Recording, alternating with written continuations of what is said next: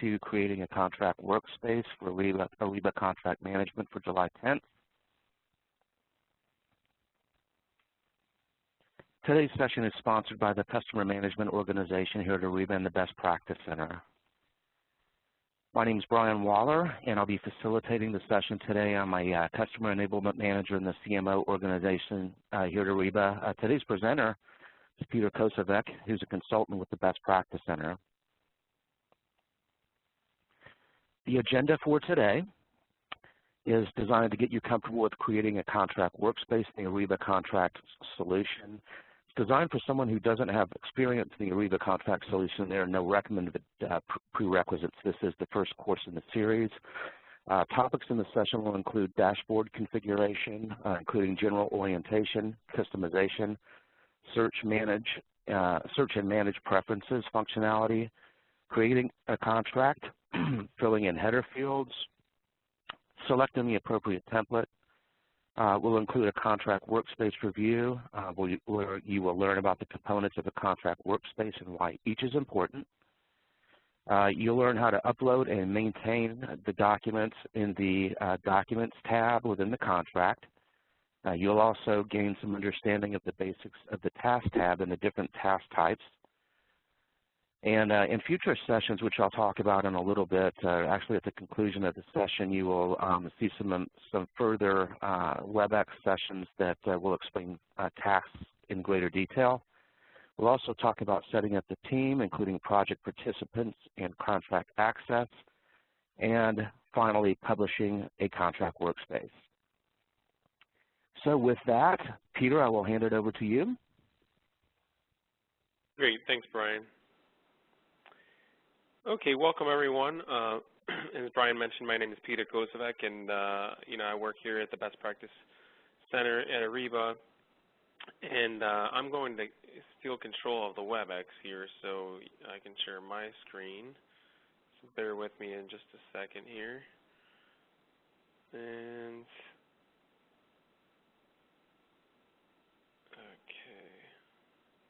folks, while Peter is doing that, I forgot to mention that if you do have questions during the session, feel free to post those in the Q&A interface at the bottom right-hand section of the screen, and I'll be glad to pass those questions to Peter. Yeah. So on that note, guys, we can't hear what you're saying, so all your lines are muted. I think Brian mentioned that, but just be sure to try to pose your questions in the Q&A section and not the chat. And when you're using the Q&A section, if you could try to also be specific as to not message me privately, but rather any of the panelists. If you just message both of the panelists, then Brian and I will both see them, but Brian will monitor the questions as well. So what I'll do is, and I'll just stop from time to time to answer some questions. I tend to keep going and forget about that. So Brian will certainly interrupt me if a bunch of questions start to pile up. But also at the end of the hour, we can stay on the line and I can answer any unanswered questions. And Brian, can you see my screen at this point? I can, Peter. Excellent. All right, so again, just want to welcome everyone and just reiterate that this is the session for creating a contract workspace. So, this specific webinar is geared towards, users that don't have a lot of experience in Ariba contract management yet, and is more kind of focused for users of the system rather than like administrators. So, right now, you're looking at a dashboard. I'm in a little sandbox test environment that we use here at Ariba.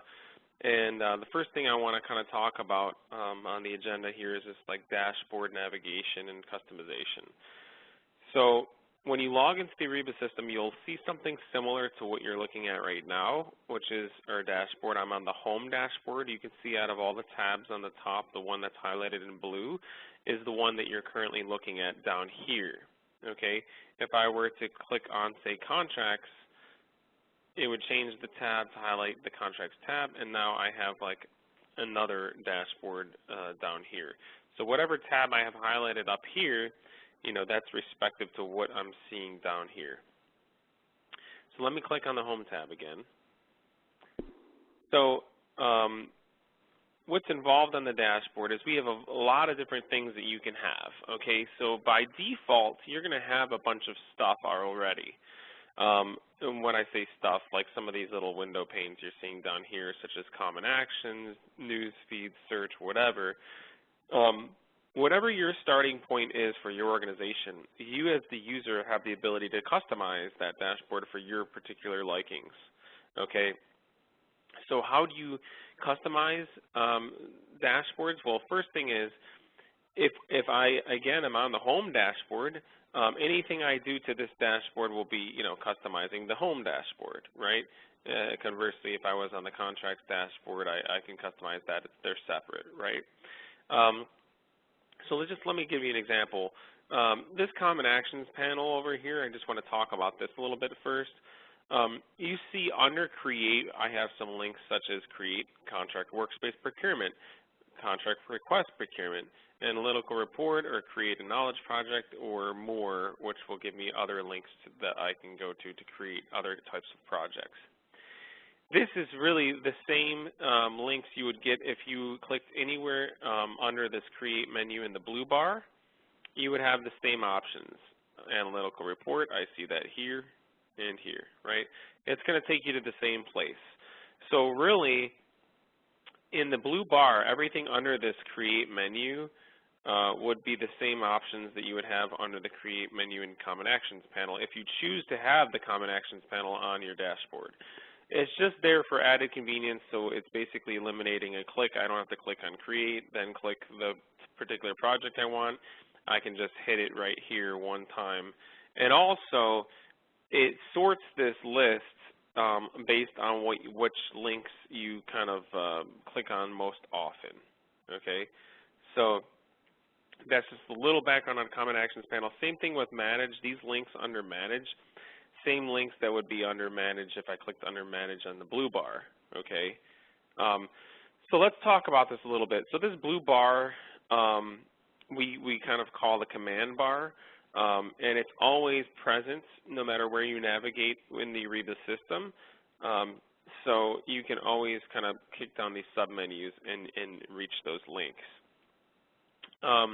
Under Create, a lot of times when I work with customers that are just getting used to the system, I like to explain this in a pretty black and white logical way. You just need to think really logically in terms of what is your verb, like what's your action, what are you trying to do?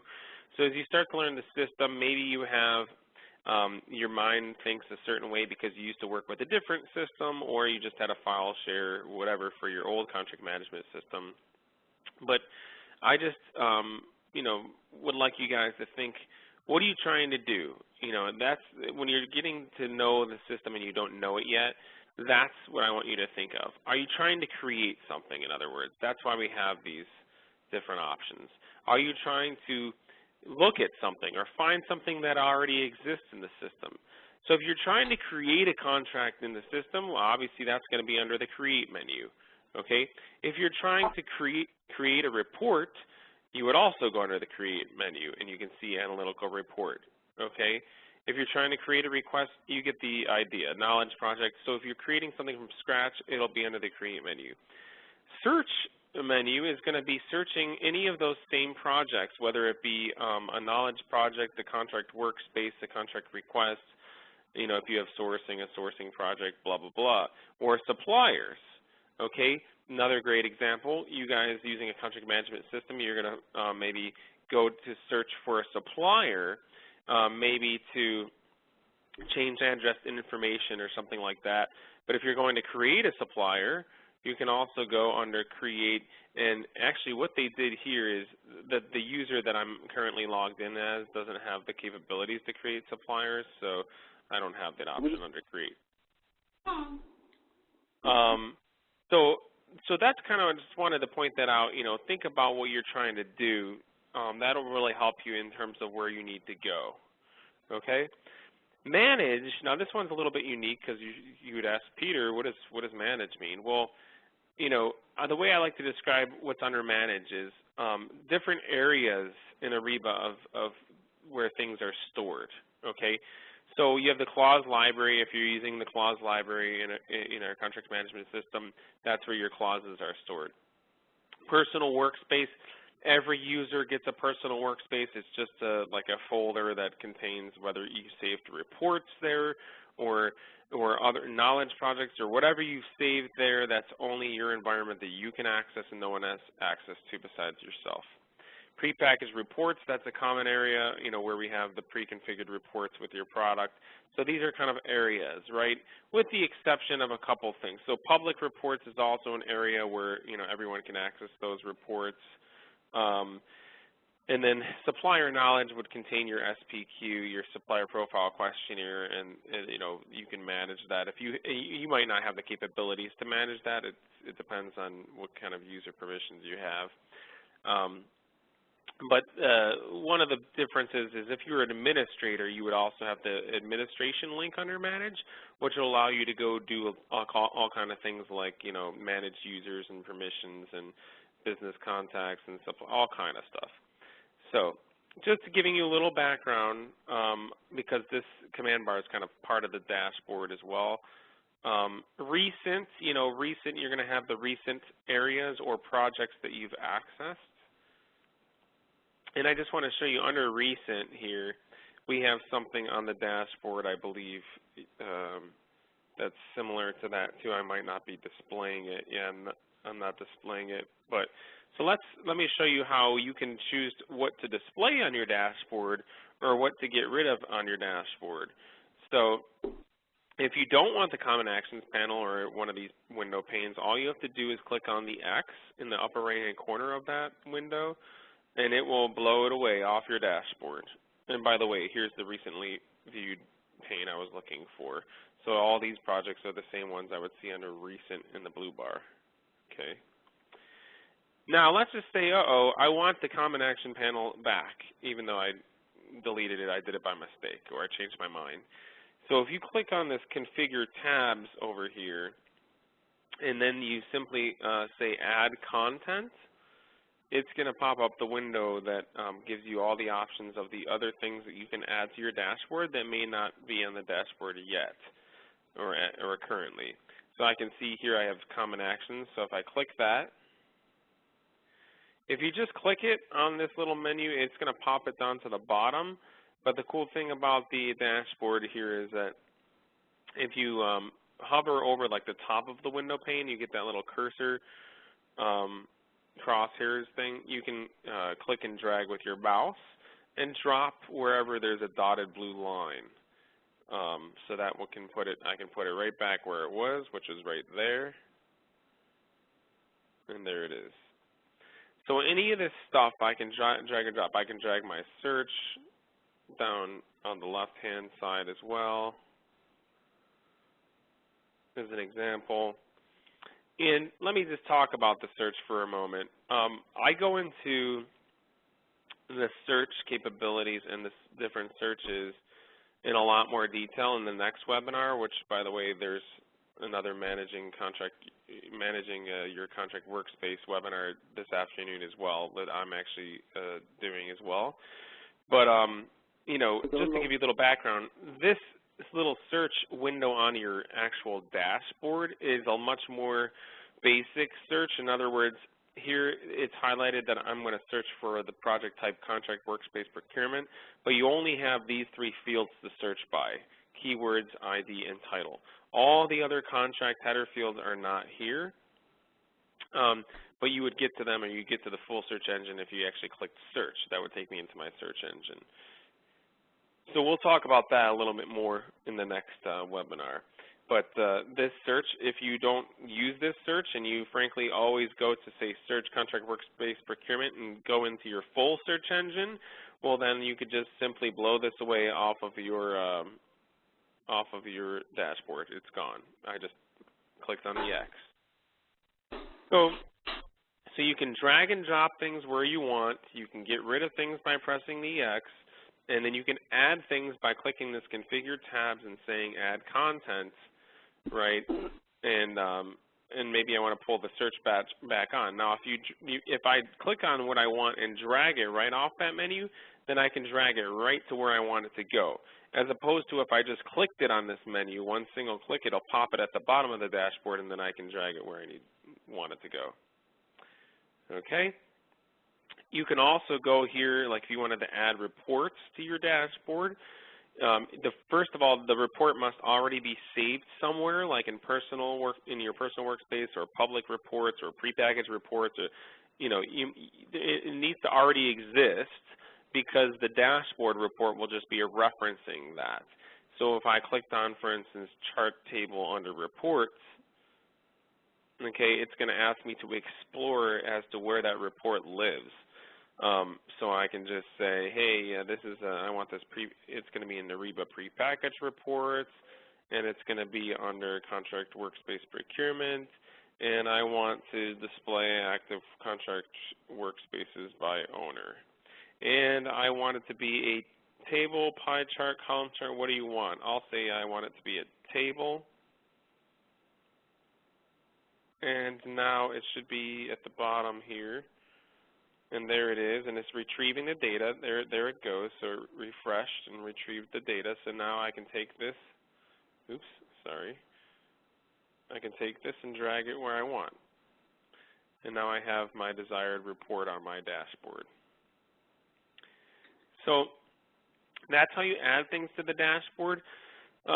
Another thing to note about customizing the dashboard is if you click on configured tabs, you can, first of all, edit the properties of the tab or the dashboard. So I can change the name of the tab from home to whatever else it is, what I want it to be. I can also click on configured tabs, and I can say add new tab. And when I do this, I'll just say Peter's tab and say OK. Now it's going to start me off with a fresh, clean dashboard. Nothing's there. You can see the Peter's tab is highlighted. It added this tab, and I can add whatever content I want to my dashboard by just taking this content here and dragging and dropping. Okay. And I should have gave this report a little bit of parameters. There's no data coming up, but they would if there was the data was there in this site. So anyway, you get the drift. So you just drag and drop. It's wanting me to export it to a report there because I chose report. And you can form your own dashboard here on a new tab. If I don't want this tab or any other tab that is currently selected, I can, whatever tab I'm on, I can say configure tabs and now say delete tab, and it will delete the tab that I currently was navigated on. Okay, so now it takes me back to the previous tab, new dashboard tab. I'm going to go back to the home dashboard tab. Okay, so that's a little gist of customizing your dashboard and different things that you can do. I also want to talk about, we've talked about all these different menus in the command bar or this blue bar. We didn't talk about preferences. So when you're logged in as a user, you have this preferences option in your command bar too. This is where you'd go to do several different things. If I click on here, I have my submenu. Here's where you can change your password. So if I click on that, you have to put your current password in and then put the new one in and confirm the new one. Okay, so you can change your password there. You can also change your secret question, that if you get locked out of the system or something, or you forget your password, you can, it will pose you the actual question that you chose and the answer you need to get correct so that you can change your password. Delegate authority. Delegate authority is if someone goes out of the office and you need them to assume your responsibilities for the time that you're out of the office, they would get all your notifications that you normally would get. They would, and they would assume all your powers or your permissions to see the contracts and to do everything that you could do for that period of time. So here's where you would say, who's the delegatee? So who's taking your role while you're out of the office. You would, click this and then choose that user. And then you would choose a delegation start date and the delegation end date as your effective period for this delegation. And you can choose a reason here and say okay. So that's something that a lot of customers take advantage of, and that's the proper way to use the system when someone goes out of the office. If you don't, if you don't want anything coming to a standstill and you have approvals and everything that are assigned to you. Peter, this is Brian. I've got a question. Sure. Okay, the question is, can we rename the project area labels at the site level? For instance, contract workspace internal to contract workspace legal? No. So the great question. We didn't talk about this yet, really, but so what the question is there's basically 3 areas that you can store contracts. We have contract workspace procurement, we have contract workspace sales, and we have contract workspace internal.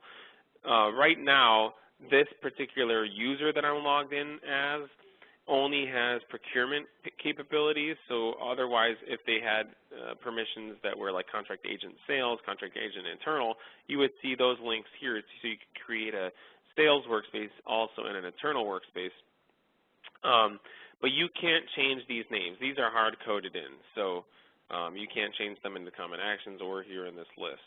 But you can certainly, as an organization, use that however you want. I've had many customers. I had healthcare customers use, the sales area of the contract workspaces for their provider, provider kind of business, and then the other like IT business and everything was using, procurement, for instance.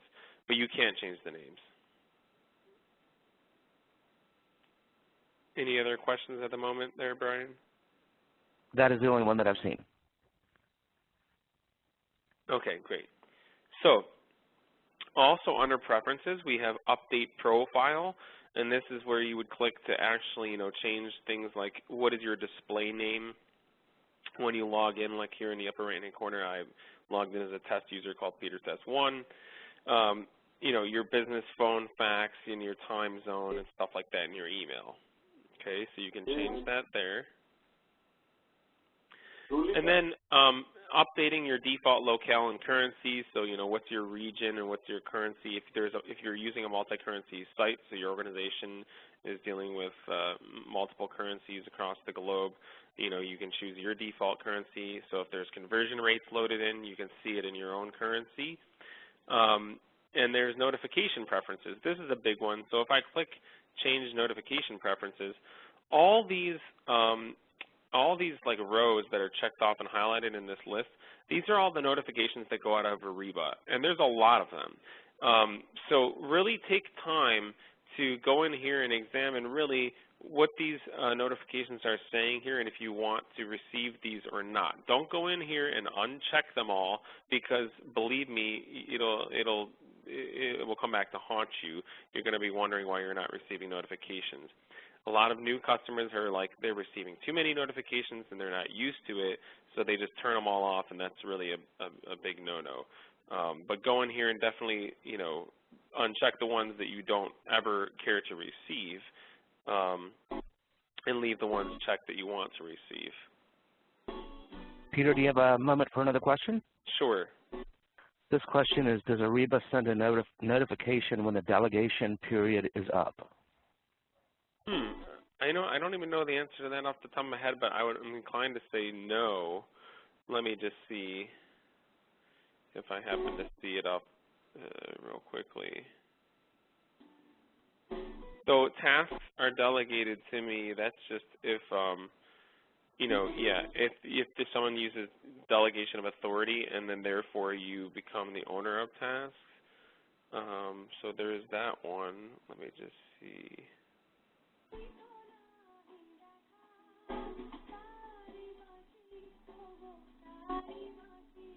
Yeah, not to my knowledge.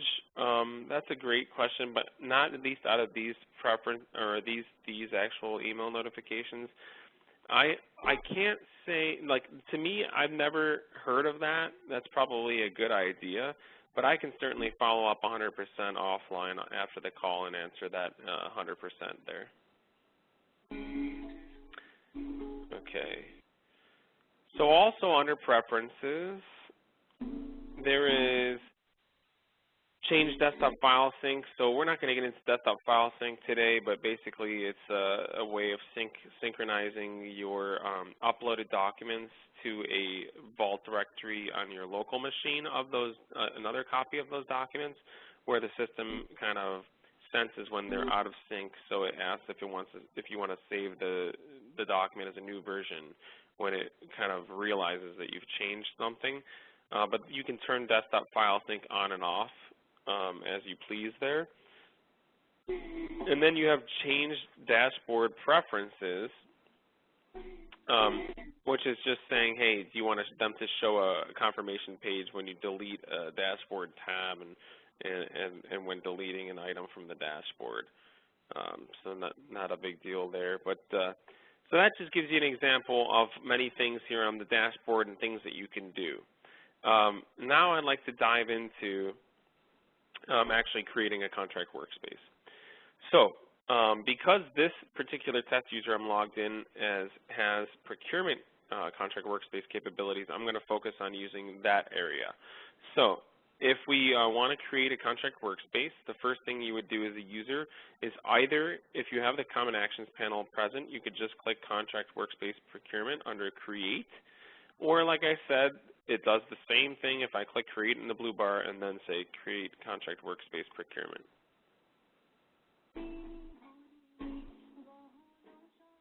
Okay. So now I'm on the creation screen of the contract workspace. So here I would fill out all the fields. Now your fields may look different in your site. You may have a bunch of different fields, more or less, in different places, called different things, whatever.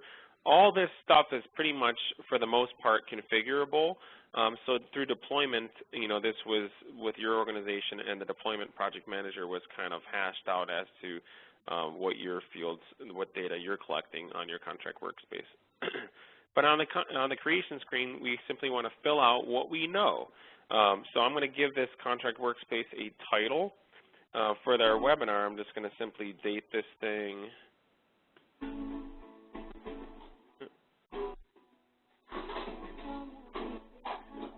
And then I'm going to, let's see, I'll just call this test for webinar.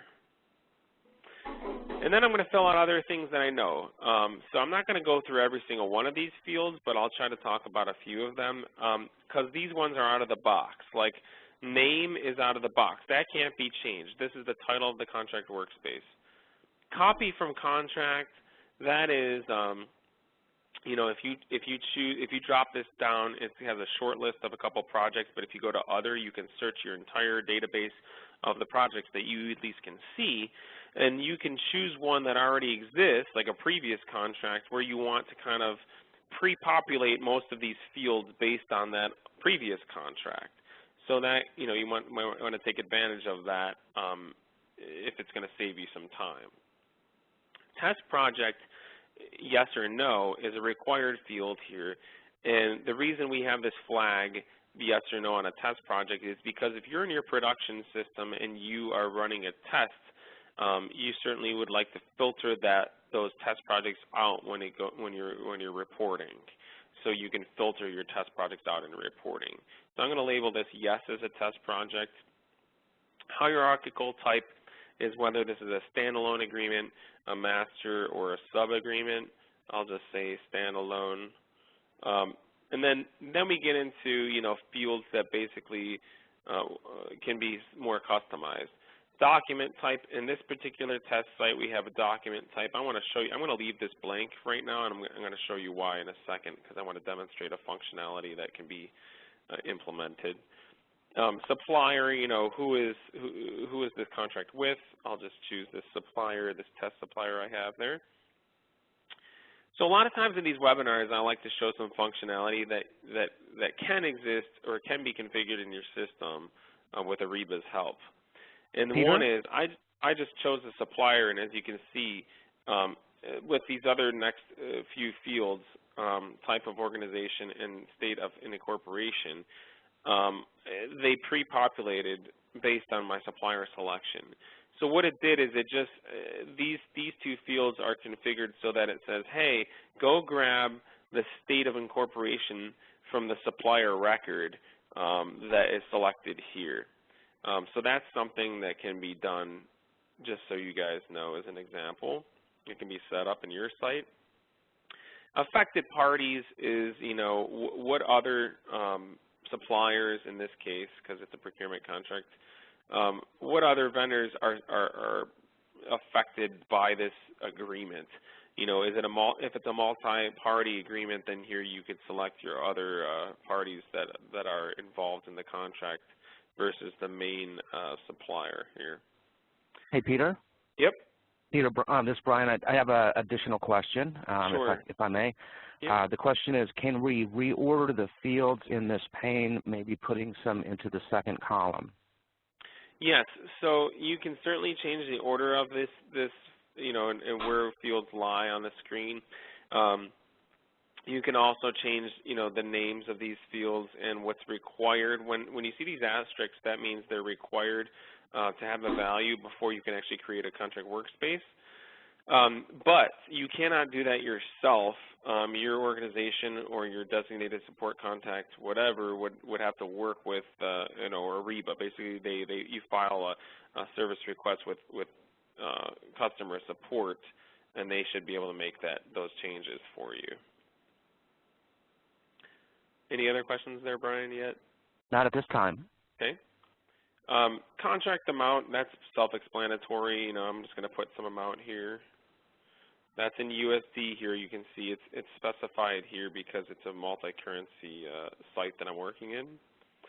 And then, contract amount per year. These are just other fields that were built in this particular site. Proposed contract amount is an out-of-the-box field that's intended to be used for, what was the proposed contract amount, prior to negotiation, and the contract amount would be adjusted after negotiation. Overall same. So these are all kind of custom fields. You guys may have many, many different fields than these. So I'm not going to talk about each one of these because they may not apply to your site at all. But anyway, so you get the gist. The main gist here is that you're answering what you can, what you know out of these fields. And then, so let me choose an effective date since that's a required field to create. And then expiration is marked as required in this particular site as well. So I'll pick an expiration date.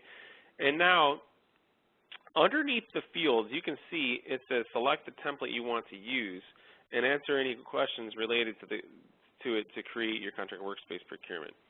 Okay, so all these different templates down here, these are templates in this particular site that are available to me.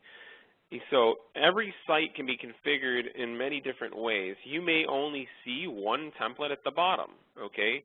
And therefore, you only have one choice. You must choose a template. So it's going to force the radio button to choose the first template. If you have no templates available for you down here, you're not even going to be able to click Create then. It's going to error because you need a template. Again, depending on how your administrator set up your site, you may only have one template to choose from anyway, but here I have several. Now the one I want to choose is not even here, and here's why. Because it's conditionalized. I need to choose a, where'd it go? Document type right here that is like services agreement, and now boom, it changed. Now I have a couple more options down here, such as Webinar Master, that I wanted to choose. And so you can configure that too. Your administrators can configure something to that nature where, hey, it's saying, if the user chooses this value and these values in these fields, then give them the option to use this template. So there's obviously, these are just a few little examples. There's many different things you can do to configure conditionalized data. So here, I'm going to use Webinar Master, and on this particular template, I have one conditional question, and it just says, will you be using supplier paper, our prepared paper, or other form? I'm going to select our prepared paper. And again, that's to probably set any other conditions that may happen when you create the contract workspace. Okay, so now I'm going to click Create here, and it's going to probably, I think it'll allow me, I think. Let me just see. I might have some other hidden configurations. Yep, so I clicked Create. It created my contract workspace. You can see here's the name of it I gave it. Here it's a contract workspace procurement, right? And now you can see all the different tabs that make up the contract workspace that we're now going to talk about. So the first tab here that I'm on is the Overview tab. So if I scroll down, you can see it contains a lot of information. The first box is containing like what I like to call Ariba project-specific information. So I'm trying to show you guys a little differentiation of this data versus the data down here. So in contract attributes, this is really the fields that, most of these fields, by the way, that you're seeing on the overview, we just saw on the creation screen, right? But on the in this overview box on the overview, this is going to contain information like I like to describe it as fields that organize your contract repository versus down here, we have fields that are kind of contractually binding, so they're actual contract attribute fields. And then if I scroll down further, I have contract term attributes, which is talking about, dates, the actual effective period of my agreement, and then based on expiration date, do I want to set up any sort of notifications? So I'll go over that in a second. Let me scroll back up. Before I go into Documents tab and everything, I want to just iterate that the intention with the Ariba product, guys, is that your administrators are designing some sort of workflow. Typically, you may have a very simple or watered down or non-existent workflow, but 9 times out of 10, the template that you chose right at the bottom of the creation screen has some sort of workflow. So on the creation screen, you're entering all the data that you kind of know in the fields that you're filling out, right? You choose your appropriate template, you click Create, boom, you're at this screen and you're looking at your contract workspace. And then what you would normally be in the habit of doing is just clicking on the Tasks tab where your workflow lives. And here is where you go from top to bottom and actually start to work on your workflow. Like the first task in this particular workflow in this template is update the team members. So I see that, and I would go over here to the Team tab, and I would actually, make any updates necessary to the Team tab. So I don't want to go off on any tangents in terms of specific tasks or specific changes to what the Team tab would need or what the purpose it is. I'm going to give you a little short explanation of the Team tab, but that's talked about more in future webinars, as is the Tasks section. We break down the different tasks and the usage of them in a separate webinars. But the Team tab really has 2 main functions. Number one is on the overview. If I jump back over to the overview, there's an access control setting that comes from the template that can be either nothing, so it could be no value, which really means that anyone that is a user in the system can see that particular contract workspace. Or what's most popular and the best practice is to have an access control setting called private to team members. And that's where, only people on the Team tab would be able to see this contract workspace when they're logged into the system. So if they search for it, it pops up, versus someone that's not on the Team tab. If they search, they would never even see this contract exist in the system. So on the Team tab, these groups came from the template. So anything that you're already seeing in the contract workspace came from the template. But you can also add to it. So if I go to Actions here on the Team tab and say Edit, I can change the members of any groups here, or I can add groups. And as I said, this one, the access control is set to private to team members, so anyone in these groups would be able to see this contract workspace. And it goes further than that. We talk about if there's any roles associated underneath these groups that may be giving these people added permissions or only the permissions they have at the admin level. This gets a little bit complicated. Again, I don't want to go too far on that topic because that's covered in depth in our access control in a future webinar. But this is how you can change it. You can add more people by clicking this plus sign. You can add more groups of people or group permissions or actually, single users. I can also add an additional group here, name it what I want, and select the members that I want to populate into it. But you can edit the Team tab.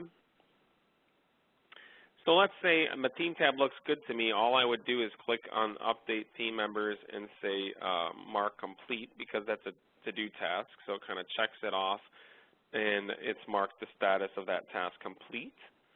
Now it says Generate Docs and Prepare for Negotiations. I'm going to skip that in the interest of time. I'm going to expand the next phase where it has some more tasks, which is my negotiation and review task. And again, guys, this is just a sample, tiny little simple workflow. Your workflow may be completely wildly different. But here's supplier negotiations. You can use our negotiation tasks that we have, or simply still negotiate out of the system and use this as a to-do task and check it off when the negotiations are done. But obviously what I'm trying to get across today is this Tasks tab is where your whole workflow lives and where you would start to go through and manage your workflow. Okay, you can also use these filters here to, kind of control what tasks you see. So right now I'm showing all the tasks. I don't care, any status, show the task to me. Required or optional, show it to me. If I just want to see, for instance, only the what's popular is incomplete tasks, then the task that I completed, like Update the Team tab, has gone away, and I can just focus on the ones that I need to complete, for instance. So you can use any of these filters, or I can just say, just show me the required tasks, okay? And I think we might see nothing because for the demo purposes,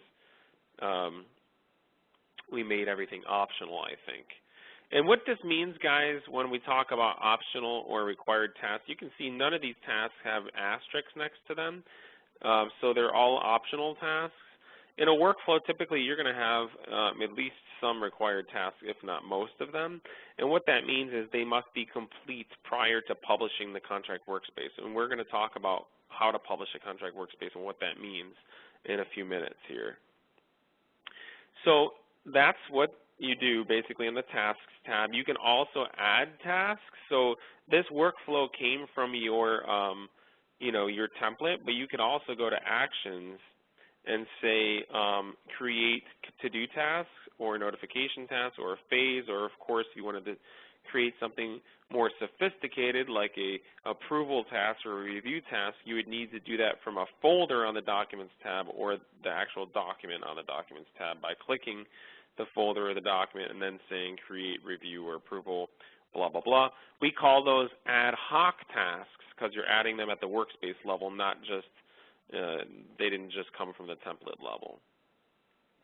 So now that we're on the Documents tab, let's talk about this for a second. So this is where your documents live. So any contract documents. So right now, so all I've got for my template is a blank folder. So typically, in this case, I would need to upload my appropriate contract documents. And to do that, you just simply say Actions when you're on the Documents tab and say Upload Document. This would be to upload what we call at Ariba a flat file, so one that doesn't have all that, word integration of style mapping and bookmarking agreements. You're not using our main agreement functionality. You're just using a flat file. So if I go here and say Browse, I would browse to, some example agreement I have there on my desktop, for instance. Say Create. And then you're going to come to another screen where it's just going to show the attributes, the document. Right now it's uploading the document. And here's like some just attributes of the document. I could have gave it a description on that previous screen, blah, blah, blah. I'm just going to say done here. And you can see now the document's there. Now, just like all other folder structures in Ariba, I was on the Documents tab when I said Upload Document. Okay, I could have navigated inside of the Contract Documents folder first by clicking on it and saying Open. Oops, sorry. So now I'm navigated inside of the Contract Documents folder. If I now said Actions Upload Document, it would have put that particular contract document inside of the Contract Documents folder. If I click here and go up a directory, so back to the root of the Documents tab, I can now just, since this is outside of the folder, if I want this inside of the folder, I could just simply drag and drop it, but make sure you hover your mouse over the folder icon and get that little beige highlight around the folder icon. Now if I drop, you can see it went inside of the folder. Okay, let's go back to the overview for a second too. I want to talk about at the bottom. So on the creation screen, remember we filled out most of these fields that we knew the answer to. Going through your workflow as things change through supplier negotiations or whatever your process is at your organization for drafting up a contract, things may change here, or now you may know the values to certain other fields that you didn't know when you were on the creation screen. So all you have to do is any fields you want to adjust in these particular boxes, click their respective actions link. So if I want to change something in this box, I want to click this actions link and choose Edit Overview. And now I can make changes to, the actual name of the contract workspace, who's the owner of the contract workspace, access control, stuff like that. If I need to change all those other contract attribute fields down here, I can say Actions, Edit Attributes. And here's all the rest of my fields for the most part. So I can, maybe the contract amount changed. And, maybe the, let's see, maybe now I know, I'm not going to fill date published out yet, and I'll tell you why later. Maybe my overall savings is really 50,000. Okay. Whatever it is, you can change here or add. Okay. And then say OK. And then down at the contract term attributes here at the bottom of the contract overview tab, if I click Edit Term Attributes, yes, I can adjust the effective date, expiration date, maybe the expiration date changed. But once you have an expiration date, if you have an expiration date, this is a fixed term contract. So obviously if it was perpetual or something of that nature, you're not going to have an expiration date. But if you have an expiration date, then you have the opportunity here to say, to set up notifications based off that expiration. So in here I can say expiration email recipients. I can choose the users or groups of users that I want to receive email notifications X amount of days but prior to the expiration. So here, guys, when I bring up this list of recipients, I can choose here email reviewers. So people that are not users of the system, but I have in my business contacts. I can choose supplier or customer users. If you have like sourcing, you would have those more likely. I can choose actual enterprise users, so users of the contract system. And I can choose groups of users that I may have built. So the sky's the limit here in terms of how you want to choose these recipients. I'm going to choose one of my other test users and say that Peter Test 2, I want to receive a notification 30 days here prior to the expiration date, and then every 7 days thereafter. So, about July 1st, he would receive the first notification that this thing is going to expire, and then every week Peter Test 2 would receive another email notification reminding him that this is going to expire. So that's how that works. You can change the frequency of your reminder, and you can change your first send days to go further out or less out. So I can make this 90 days prior to the expiration, for instance. Peter, do you have time for a question? Yes, certainly. And the question is, if there's time at the end, can you show us the simple procurement contracts template? Because it looks like something that this particular customer might use for their legacy/imported contracts.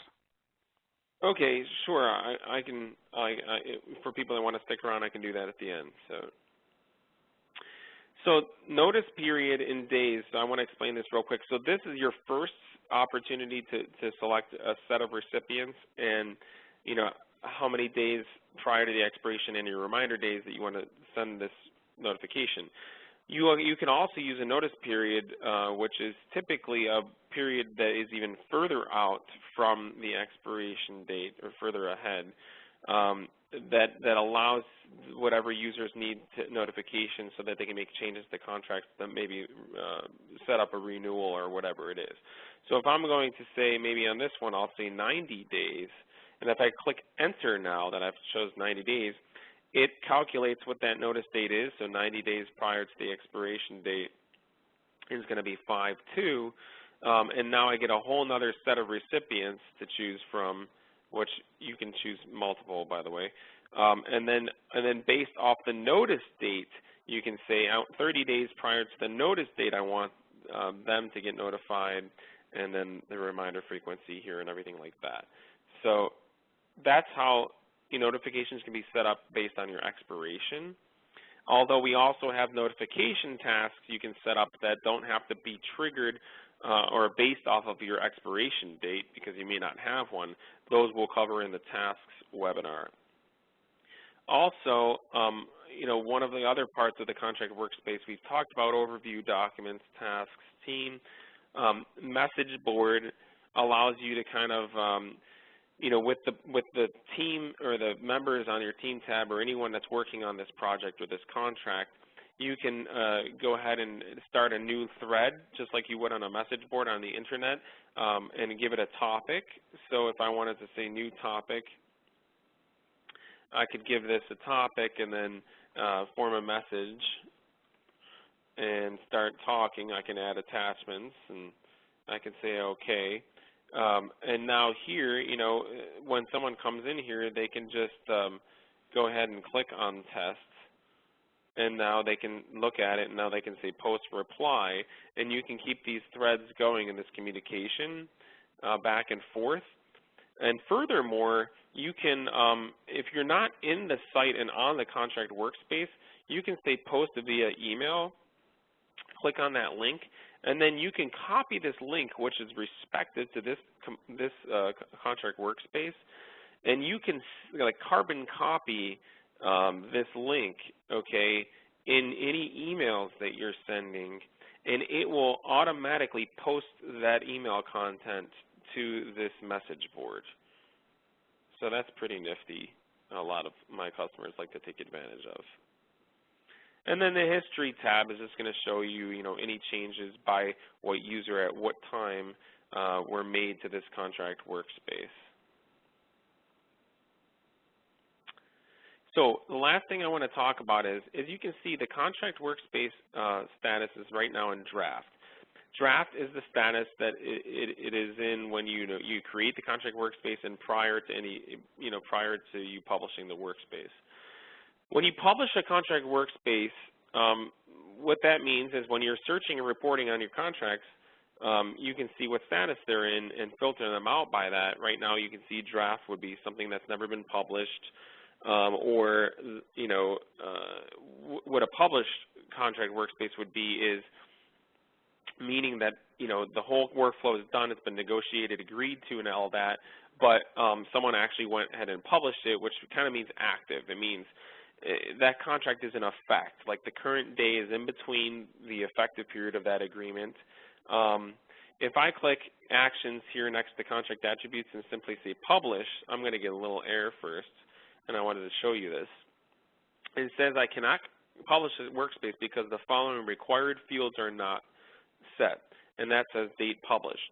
So this is just another example of how you can configure a field behind the scenes with Ariba to force the user to fill out the value prior to publishing the workspace. So maybe you have fields that you don't want to force the user to fill out on the creation screen, but they do need to fill it out before they publish it, and that's this example. So if I click Actions, Edit Attributes, and go ahead and fill out a Date Published field, it forces me to make sure I put in the date here that I published it, and now I can say OK, and now I can click Actions, Publish, and the contract status goes to Published. So now in my repository, as I search and report, I can see that this one is actually active and in effect. If I publish the contract workspace because I'm done with my workflow and negotiations and all that stuff, but the effective date is in the future, then at the time that I publish it, the contract status would go to pending, and then the system would automatically change the status to published when the current date meets the effective date. Also, automatically, the system will make the contract status expired when it hits the expiration date. And then, of course, in the next webinar, we're going to talk about managing a contract workspace, so searching on your repository and doing amendments and such like that. So stay tuned for that stuff. But at this point, in terms of creating a contract workspace, I've covered everything I want to cover. Brian, not sure if we have any questions at the moment, or if you want to wrap up and then we can go back to questions and I can show that one customer the template. Yeah, it doesn't look like I have any additional questions. If you would pass control back to me, I'll finish up, and then perhaps, as you said, you can show that template to the people that want to stick around. Sure.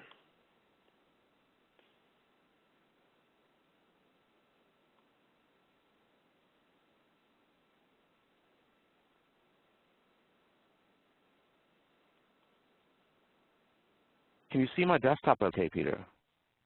1 second. Right now it's black. There we go. I need to advance a slide. My bad. Well, everybody, thanks for joining us today. Please join us for the following sessions that I'll touch on briefly, starting, as Peter said, managing a contract workspace at 2 o'clock Eastern Time today. We have a spend visibility session going on tomorrow at 11 o'clock Eastern Time on advanced reporting.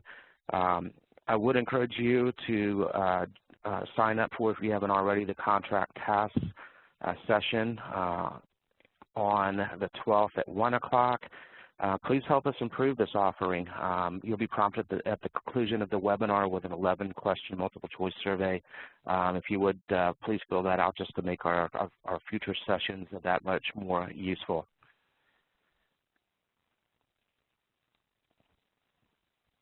You can follow up on Ariba Exchange after this WebEx today. If you haven't already signed up, go to exchange.ariba.com, click on the register link and enter your email address.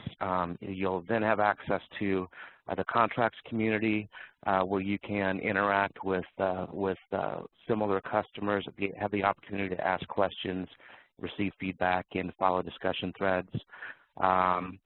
And if you use the tag contracts_webinar in any one of your posts, we can make sure that we follow up directly to you and make sure that we're responsive to your questions. Let's talk about the BPC. Ariba's Best Practice Center allows you to gain access to expert consultants like Peter and gives you the ability to gain strategic advice and guidance on getting the most out of your Ariba solution set, primarily in two different methods, one being flex hours, which are support packages allowing you to speak to a consultant in small increments on specific tasks, and then managed projects, which allow you to enable or engage rather a BPC consultant to walk with you through a specific project and allow you to capture specific goals. For more information on how to use the BPC and how they can impact your company, contact your Customer Enablement Manager. And that concludes today's session. Peter, if you'd like to, again, take control and show the remaining template, that would be great, and that will allow me to see if there's any additional questions. And actually, we do have some. Let's see, just one. It is. Is there a way to cancel a contract workspace for a contract once the negotiations process has begun? Cancel a contract workspace once the negotiation has begun. Let me just check the wording here. Is there a way to cancel a contract workspace for a contract once the negotiation? Okay. So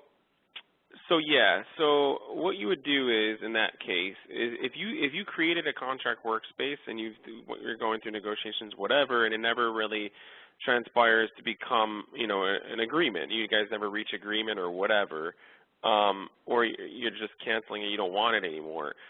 There's two options. I mean, one is you can actually manually close a contract workspace, which is actually advisable in other different circumstances as well. Like when you're done, if a contract expires and you're never going to renew it, you would close it too. So if you're in a contract workspace, let me just go to the one I was in before. Actually, I don't want to close that because I'm going to use it this afternoon, but let me just pick on this one. You can actually go in here, say actions next to contract attributes, and say close. Okay, and the status goes to close. And then furthermore, if you want to actually delete the project, this is it depends on how your site's set up. So if someone made the decision at your organization, if they're allowing users to delete projects or not, if you want to blow it away, you would click on the actions next to overview, and you would have the option to delete the project. But the only way you would have this option is two things. If your site's configured to allow you to delete projects, and number two, if it is, you must be the owner of the contract workspace to be able to delete that workspace. So two things there. In that situation, I would end up closing it first, and either you're going to leave it closed forever, or you're going to, go ahead and delete it. Let me just do something real quick here too. Amendments.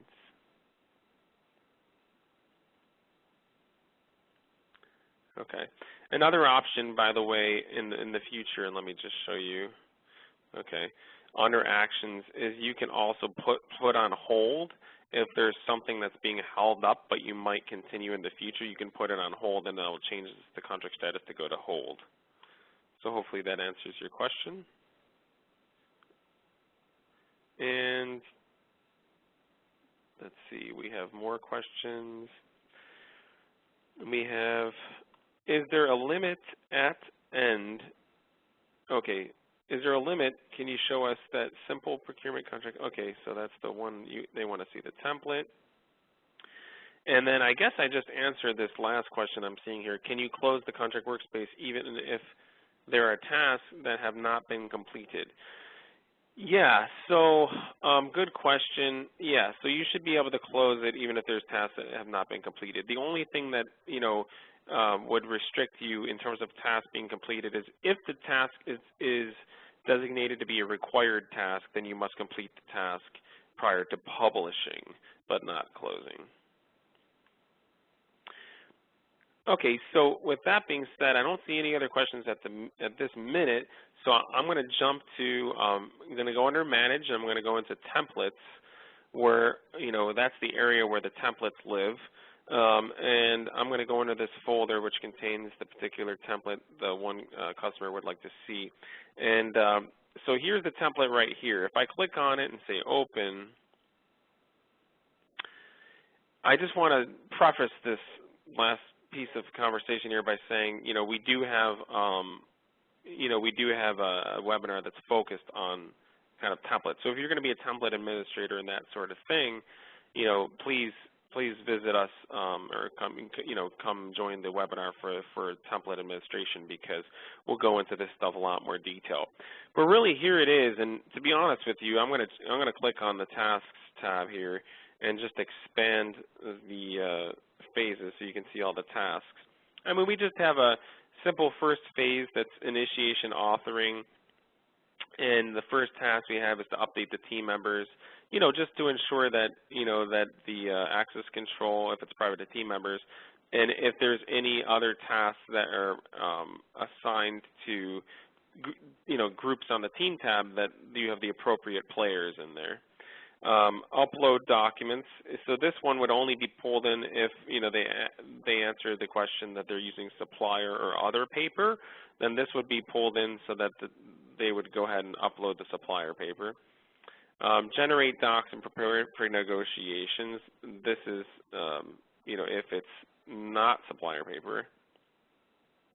And then then we get into negotiations and reviews, supplier negotiation, internal reviews, legal review.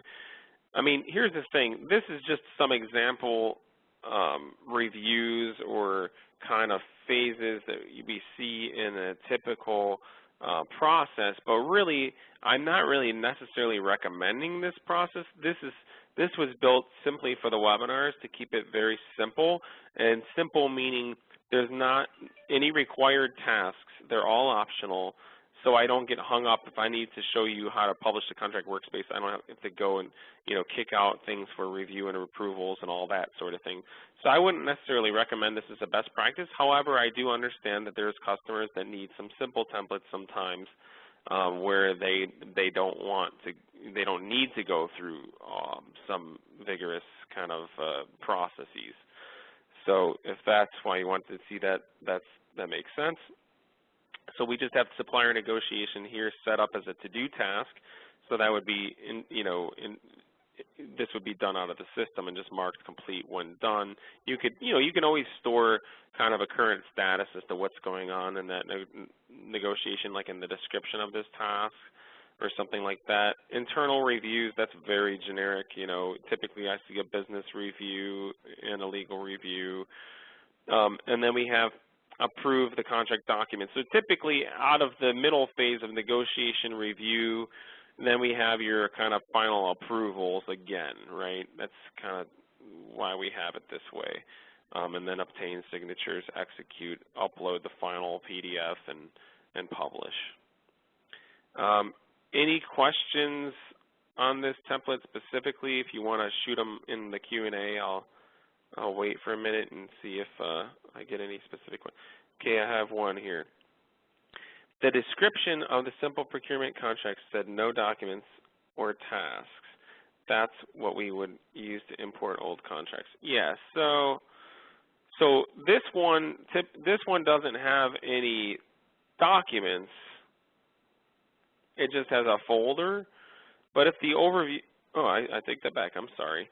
It has documents, but they're only pulled in for under certain conditions. And if you're saying the description, let me read it. It may be inaccurate. Oh, I'm sorry. Hold on 1 second.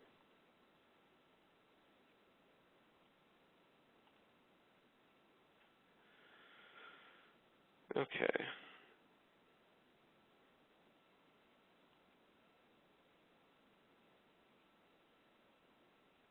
Yeah, I mean, here's the thing. If you read that, it doesn't have any documents and tasks, that's wrong, because it certainly does.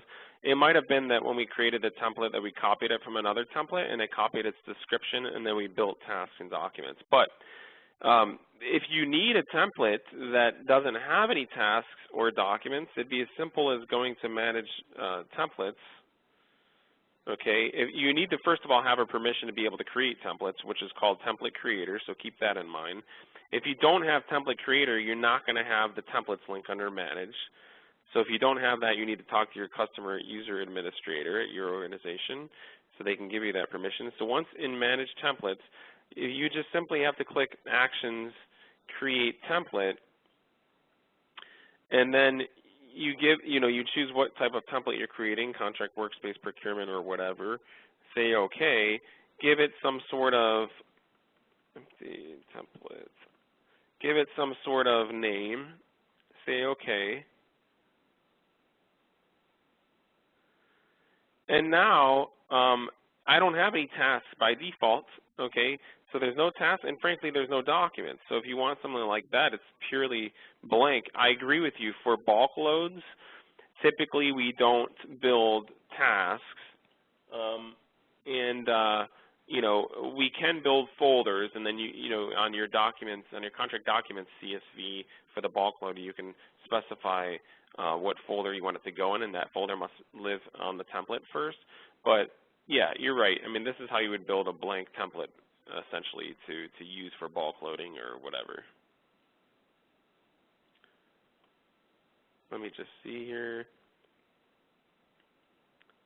Oh, simple procurement contracts. You're saying I was in the wrong template. Okay, so we can take a look at which one is in there. You probably saw it at the bottom of the creation screen, so who knows where that could be. Let me just see. It could be hidden in any of these folders. Simple procurement. Here we go.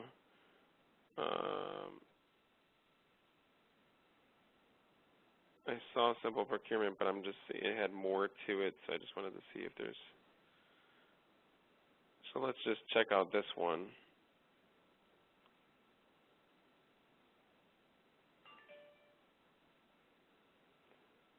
Okay, so this one may have been expanded upon. I do see a couple documents there, and I do see a phase or so. Yeah, I'm sorry. I don't know exactly. You know, frankly, people like myself, if you have a BPC subscription, can help you definitely design whatever sort of workflows you need with you. But if you don't have our services, you know, you can certainly kind of design it however you want from scratch, as long as you have a template creator and reference the documentation. Or you can also, if you have any questions, call our customer support department to help you, because I'm not really sure exactly. I think you're looking for sort of an example, but I don't know exactly what you're trying to do besides bulk load. So I hope I was somewhat helpful, and it looks like I answered somewhat of what you were asking there by your reply. So if there's anyone else on the line, feel free to shoot a question here. Last chance. Otherwise, looks like we'll wrap this up. And just checking here. Checking to make sure I don't have any other questions. All right, looks like we're clean at the moment. I'd just like to again say, you know, if anyone else is on the line, you know, thanks again for joining, and just encourage you guys again to fill out the survey, as Brian was mentioning, that you'll get at the end here, just so we can, you know, continue to improve this offering and kind of customize it for what you guys would like to see. So thanks again, everyone, for joining. Brian, thanks for facilitating, and I guess I'll talk to everyone. Hopefully you'll join us this afternoon. Thanks, Peter. Thanks, everybody. Thanks. Bye-bye. The leader has disconnected. The conference will be terminated in 2 minutes.